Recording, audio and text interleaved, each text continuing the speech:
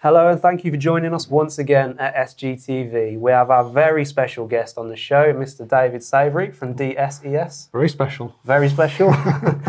So today we're going to be talking about new builds.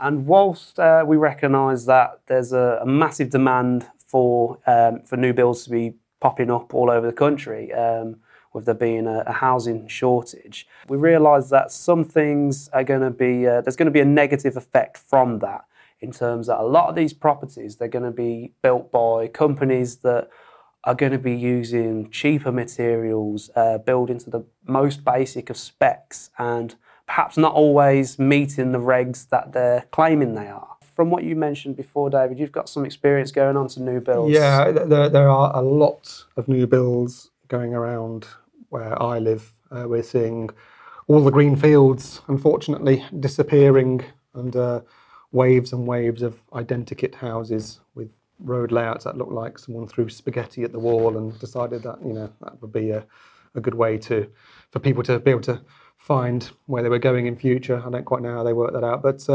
yeah, and obviously it's production line stuff, isn't it? It's like anything else these days. They want it fast, they want it low cost, and they want to try and commoditize it, and as much as possible to make it into a repeatable process. But the unfortunate thing about that is that the standards within some of them are perhaps not to where you'd like to see them to be. Certainly, we've come across, because obviously when there are so many going up around us, when we get called out to change people's light fittings from the standard plastic roses that the builders have put in, or to put in some flashier new sockets in the kitchen or whatever, we sometimes, when we start having a closer look at it, come across a few things that are fairly basic and are really not up to scratch. Things like outer sheaths of cables not going into core grips, so you've got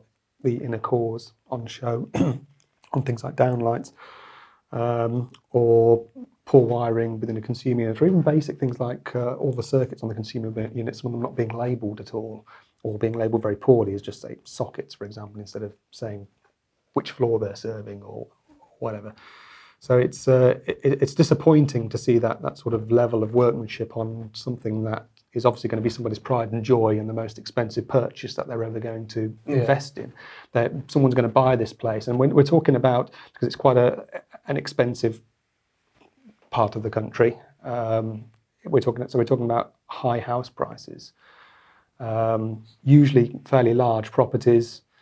People are going to be paying a fair amount of money to move in there, and this is going to be their family home for decades to come, and they want to know that it's been built with some care and attention. I don't want to be on camera saying that there isn't care and attention going in, you know, but there are plenty out there standards. Yeah, standards that if I had done it, I wouldn't have done it in that way. Yeah. Have you found that any of these ones that you visited have been potentially dangerous? Personally, I can't recall any examples that I would actually say are potentially dangerous. I haven't come across anywhere, for example, earths are missing, or the wrong size break has been used for the size of wiring, or something like that. It is more a case of workmanship that's not to the standard I would expect. So like I say, things like exposed cores on wiring, that sort of thing. Stuff that should be pretty basic and doesn't take a lot of time to get right. There shouldn't be any installer who can't install a product without knowing how the core grip works, for example. And I think the problem is that a lot of the installation work is being done by perhaps people who are either under pressure to do it quick and who aren't perhaps putting the attention in that maybe they themselves would like, or it's being put in by people who just don't care. Yeah. Because it's just a job to them. They're not being paid, perhaps. They're not getting the 150 to 350 a day that some of these courses are touting that electricians are. They're perhaps getting a lot less than that, and they're thinking, well, you know, it's Friday afternoon and I want to get out to the pub, so let's get this done. And then, of course, someone's got to sign it all off at the end. So you have these larger companies who build these places, and then they perhaps have only a small number of qualified supervisors to come along afterwards and to fully inspect, test, and check that these things do actually meet the requirements. So you might have one guy going around 50, 100 houses. For all I know, yeah. Yeah. But certainly they are signing them off, and then someone like us comes along afterwards to do some basic work on it, and we find that it doesn't really meet, that there are demonstrable examples of the regulations that it doesn't meet. You can say, well, that wiring there does not comply with what that regulation says it ought to. And again, you don't want to, you've got to be careful, because the homeowner's just bought the house. They don't particularly want to hear that it's the quality of ownership ain't great. Yeah. And you don't want to come across as the bad guy by sucking air through your teeth and going, this isn't good, mate. And as far as they're concerned as well, of course, it's all under the bonnet to the homeowner. Everything's working. Even if something hasn't got an earth, I mean, it's not an example I've come across, but even if it hasn't got an earth, they're not going to know about that. It's whether it works in the event of a fault, of course, is the problem. Yeah. So it's not great, and we are seeing some rough examples out there which we've not been too happy with, but Yeah, I mean, we've heard stories of labourers doing first fix. Things that are signed off not meeting continuity, things like that. I mean, would a labourer legally be allowed to go in and do a first fix for someone just to come in and finish off? Yes, in a way. You can have someone who is employed effectively as a labourer running cables and that sort of stuff, but there's two things to say about that. First of all, there has to be a qualified supervisor involved from the beginning. They have to know how the place is supposed to be wired out, and they have to be monitoring the work of these guys to make sure that the cables and the accessories are ending up in the right place. It doesn't matter if you don't have a qualified electrician to be pulling in the cables, but you have to have someone to be supervising them.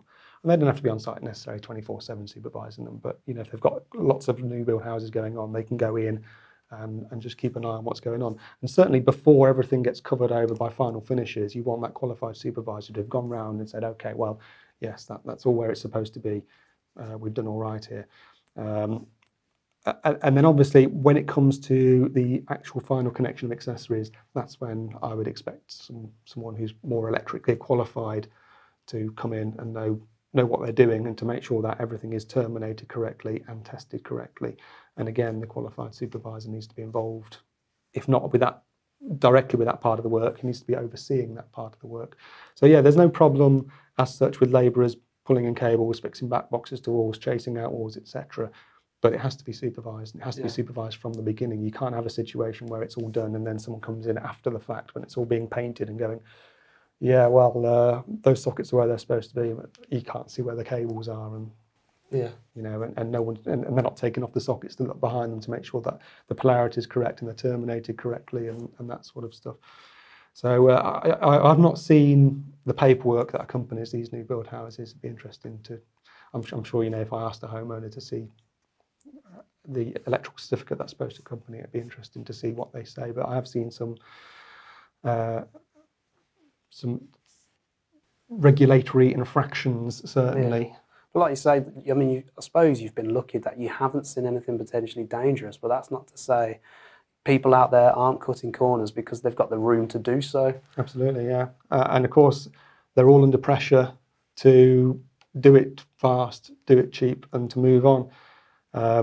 So again, it's not necessarily the fault of some of the guys on site who might be conscious that things aren't going to the standard that they would personally prefer to see it happen to. But if they're under the whip, then they might feel like it's best to just shut up and get on with it. I don't know. I've never been in that environment, I have to say. But so, what would you say would be the ideal if you've got all these new houses propping up and they're not necessarily, meeting these regs, so to speak?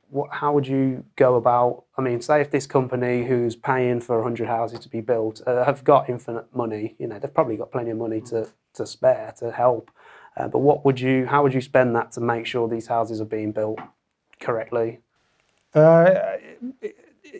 It's all a case, I suppose, of again having the right number of supervisors on site, those who have the inner working knowledge of BS 7671 and how it's supposed to be applied to, having the right number of them going around and making sure the work is done, and making sure that, because if you have got people on site who aren't doing it right, do they know they're not doing it right? If you've got someone in to go in there and say, look, this isn't right, you've got to redo that now. It's gonna cock up our schedule a bit, but you've got to redo that.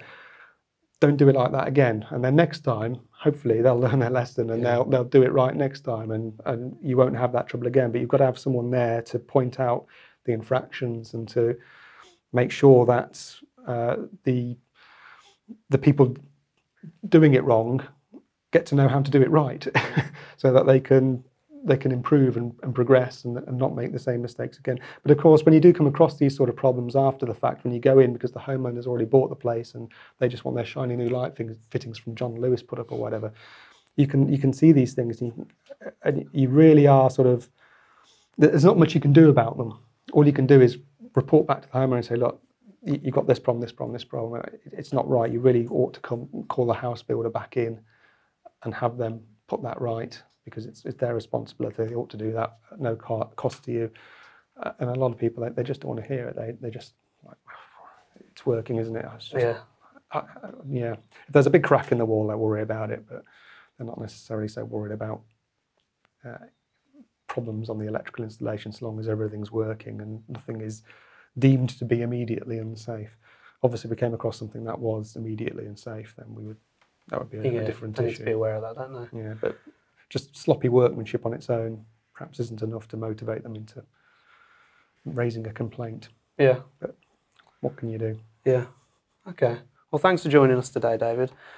We've got more videos from myself and David on our channel here at SGTV. So if you'd like to see more, please do like and subscribe, and we hope to see you again soon. Thank you.